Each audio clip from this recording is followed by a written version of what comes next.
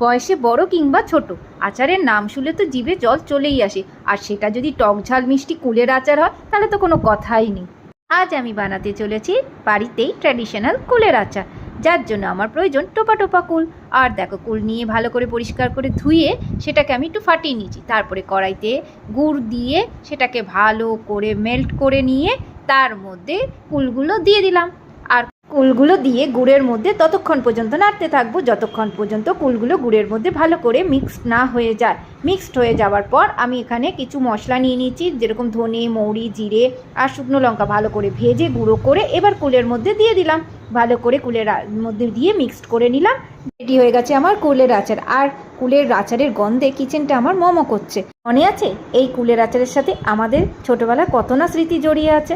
যখন আচার কাকু স্কুলের গেটের বাইরে দাঁড়িয়ে থাকতো, আমরা অপেক্ষা করতাম কখন স্কুলের ঘন্টি বাজবে, ছুটির বেল, আর এক ছুটে দৌড়ে গিয়ে আচার কাকুর থেকে আচার কিনে লুকিয়ে লুকিয়ে খেতাম। আর বাড়িতে বকা খেতাম, কুলের আচার খেলে দাঁতে পোকা হয়। শৈশব আর কৈশোরের পুরনো স্মৃতিকে আবার জীবিত করলাম বাড়িতেই অথেন্টিক কুলের আচার বানিয়ে।